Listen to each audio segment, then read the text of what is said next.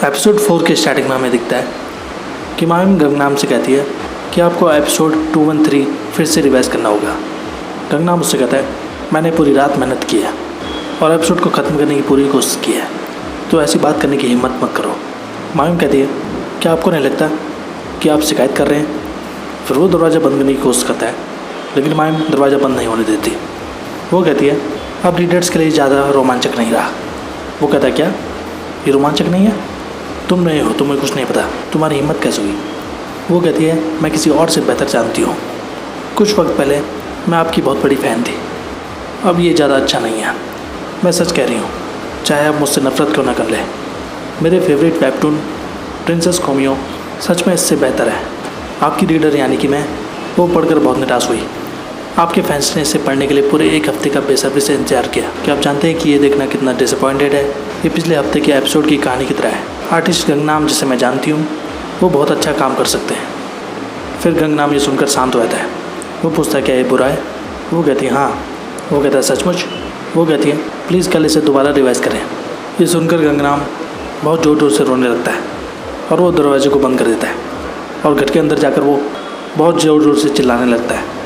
इसके बाद मायूम गंगनाम के फ़ोन पर मैसेज करती है और लिखती है एक और बात है जो मैं आपको पहले बताना भूल गई थी कि बैनर एड को चेक करना मत भूलें मेन पेज के लिए। ये पढ़कर गंगनाम और गुस्से में आ जाता है और वो काम को पूरा करने की सोचता है और फिर से काम करने लग जाता है।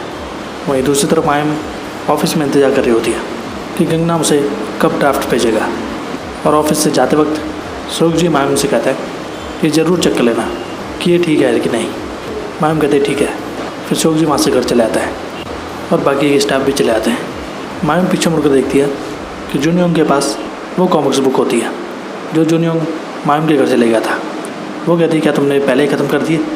वो कहता है हाँ, मैंने उन्हें जल्दी पढ़ लिया क्योंकि ये बहुत इंटरेस्टिंग थी। मैं आज इन्हें खुद लौटा दूँगा। मैं और भी कॉमिक्स बुक को पढ़ना चाहता हूँ। वो कहते हैं मुझे लगता है अब तुम्हें कॉमिक्स बुक पसंद आ रही है। वो कहता है थोड़ा सा। वो कहती है फिर मैं तुम्हारे लिए बहुत सी बुक्स रखूँगी जो तुम्हें ज़रूर पसंद आएगी और मैं तुम्हें डिस्काउंट भी दूँगी। फिर जोनयोंग वहाँ से चला जाता है। फिर ऑफिस से जोनयोंग जब जा ही रहा होता है तभी वो ग्वानियंग से मिलता है और वो ग्वानियंग को हेलो कहता है। ग्वानियंग कहता है मैंने तुम्हारा इंटरव्यू लिया है ना, तुम्हारा नाम जोनयोंग था है ना? फिर वो जोनयोंग से हाथ मिलाता है। वो पूछता है तुम किस टीम में हो? जोनयोंग कहता है मैं वेबटून सर्विस टीम में हूँ। ग्वानियंग कहता है तुम वेबटून में क्यों हो? वैसे तुम यहाँ क्यों आए? जोनयोंग कहता है मुझे कॉन्टैक्ट अप्रूव की ज़रूरत है। ग्वानियंग कहता है तुम इतने छोटे काम को चलाने में बहुत सक्षम हो, क्या तुम सर्विस प्लानिंग टीम में शामिल नहीं होना चाहते? जुनून कहता है हाँ मैंने किया था। ग्वानियंग कहता है तुमको क्यों लगता है कि तुम्हें उस टीम को सौंपा गया था? वहीं दूसरी तरफ में दिखता है कि गंगनाम अब भी अपना काम कर रहा होता है और दूसरी तरफ मायूम वेबटून के आने का वेट कर रही होती है और 4 बज चुके होते हैं मॉर्निंग के। फिर मायूम कॉफ़ी पीती है। वहीं अगली सुबह दिखता है कि जोनयोंग एक्सरसाइज कर रहा होता है और यहाँ पर हमें दिखता है कि पिछले रात को ग्वानियंग ने जोनयोंग से कहा था तुम्हें हेड ऑफिस जल्द से जल्द ज्वाइन करना चाहिए। इसके बारे में सोचो, मुझे बताओ जल्द से जल्द। और वहीं जोनयोंग सोच में पड़ जाता है कि वो आखिर क्या करे। वहीं दूसरी तरफ मॉर्निंग में सुखजी जब ऑफिस आता है तब वो देखता है कि मायूम को नींद आ चुकी है और सुखजी मायूम के ऊपर एक छोटी कंबल डालता है और उसे मायूम को देखकर अच्छा लगता है कि उसने रात भर काम किया। तभी मायूम की नींद खुलती है और वो देखती है कि कंबल कहाँ से आई। तभी वो वहाँ सुखजी को बैठा हुआ देखती है। फिर वो समझ जाती है ये कंबल उन्होंने ही डाली है। फिर मायूम कंप्यूटर ऑन करके देखती है कि गंगनाम ने ड्राफ्ट भेज दिया है। मायूम उसे खोल कर देखती है और उसे पढ़कर बहुत हैरान होती है और वो बहुत खुश होती है और उसकी आंखों में आंसू पे आते हैं। सुखजी पूछता है क्या तुम्हें फ़ाइल मिली? ये कैसा है? मायूम कहती है ये सच में बहुत अच्छा है। मेरे रोंगटे खड़े हो गए। सुखजी हंसने लगता है। वो कहता है चलो खाना खाते हैं। इसके बाद मायूम सुखजी के साथ खाना खाने लगती है और यहाँ पर हमें दिखता है कि एक डाइरुक नाम का लड़का वो उस रेस्टोरेंट में बैठकर पेंसिल से एक कागज़ पर ड्राइंग कर रहा होता है और वो मायूम को देख रहा होता है। वहीं दूसरी तरफ घर पर मायूम की बहन उस एपिसोड 213 को पढ़ती है और उसे वो बहुत इंटरेस्टिंग लगता है और वो अपनी माँ से उसकी तारीफ़ करती है। मायूम में सुनकर बहुत खुश होती है। वहीं दूसरी तरफ गंगनाम वो भी कमेंट पढ़ रहा होता है और उसे अब बहुत पॉजिटिव कमेंट दिखाई देते हैं और वो बहुत खुश होता है। तभी उसकी वाइफ एक गुलदस्ता और एक लेटर लेकर आती है और गंगनाम से कहती है ये मायूम की ओर से है गंगनाम उसे पढ़ता है और उस कागज़ में मायूम ने गंगनाम की बहुत तारीफ की हुई होती है। गंगनाम ये पढ़कर बहुत खुश होता है। वहीं अगले दिन हमें दिखता है कि एक बूढ़ा आदमी जो एक ट्रॉली को खींच रहा होता है और उसके पीछे पीछे डायरेक्ट नाम का लड़का वो जाने लगता है और वो अपनी जेब से उस कॉपी को निकालता है जो उसके पास थी और वो पेंसिल से उस बूढ़े आदमी की ड्राइंग करने लगता है उस कॉपी पर, यानी कि उस बूढ़े आदमी का चेहरा वो बनाने लगता है। वो बूढ़ा आदमी उसे रास्ते से हटने के लिए कहता है। तभी मायूम वहाँ आती है और वो उस लड़के को सामने से हटने के लिए कहती है, लेकिन वो लड़का मायूम को देखकर घबरा जाता है। मायूम उससे पूछती तुम रास्ता क्यों रोक रहे हो? वो कहता है वो चेहरा ये इंटरेस्टिंग है। मायूम पूछती तुम क्या कर रहे हो? और वो जैसे छीनती है तब उस लड़के के हाथ से वो कॉपी नीचे गिर जाती है। मायूम देखती है उसमें वो चेहरा बना रहा होता है। फिर मायूम वहाँ से चले जाती है। वहीं दूसरी तरफ ऑफिस में जंगमन वो गुआनिंग से एक इवेंट कंडक्ट कराने के लिए कहता है ताकि उस इवेंट से वो और कलाकारों को ढूंढ सके। और गुआनिंग इस चीज़ के लिए जंगमन को बहुत सुनाने लगता है। इसके बाद जंगमन अपने स्टाफ के साथ मीटिंग रखता है और वो सभी को वेबटून कैम्प के बारे में बताता है। और शोकजी जुनियंग को पॉमे से बात करने के लिए कहता है ताकि जुनियंग पॉमे को राज़ी कर सके उस इवेंट में आने के लिए, क्योंकि पॉमे किसी इवेंट में नहीं जाती थी और वो बहुत फेमस आर्टिस्ट थी। इसके बाद जुनियंग पॉमे के घर जाता है और उससे बात करता है और उसे इवेंट में आने के लिए कहता है, लेकिन पॉमे उसे बताती है कि वो किसी इवेंट में नहीं जाना चाहती क्योंकि उसे लगता था कि इवेंट में मौजूद सभी लोग उसका मजाक उड़ाएंगे और वो उससे नफरत करते हैं। लेकिन जुनियंग उसे बताता है कि तुम्हें पसंद किया जाता है और ये सुनकर पॉमे हैरान हो जाती है। वो कहता है बहुत सारे लोग हैं जो तुम्हें पसंद करते हैं, तुम हमेशा उन लोगों पर ध्यान देती हो जो तुमसे नफरत करते हैं। मैं यहाँ तुमसे पूछने आया था कैंप में ज्वाइन होने के लिए, क्योंकि हमें सच में तुम्हारी ज़रूरत है। मैं तुम्हें एक एडवाइस दूंगा, मुझे लगता है तुम्हें कैंप में अपनी खातिर आना चाहिए। बहुत से लोग तुमसे नफरत करते हैं और बहुत से लोग तुम्हारे जैसा बनना चाहते हैं। तुम उन्हें कैंप में खुद देख सकती हो, तुम्हें इसकी ज़रूरत अपनी लाइफ में पड़ेगी।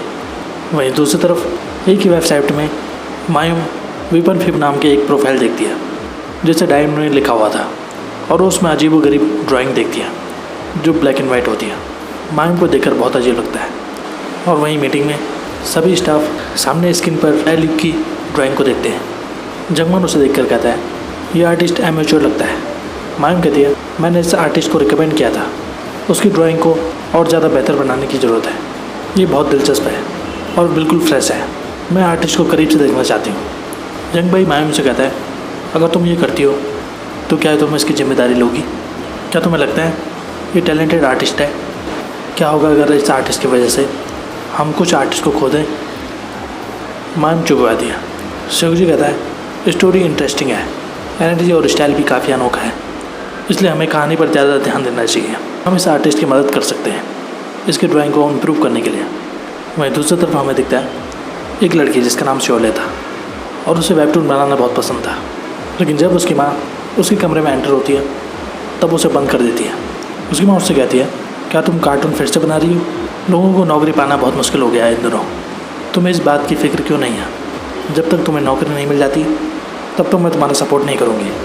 फिर वो कमरे से बाहर चली जाती है और वो लड़की निराश हो जाती है। तभी उस लड़की के पास एक मैसेज आता है नियॉन कंपनी की तरफ से और वो लड़की ये देखकर बहुत खुश हो जाती है क्योंकि उसका सिलेक्शन कैंप में हो गया था।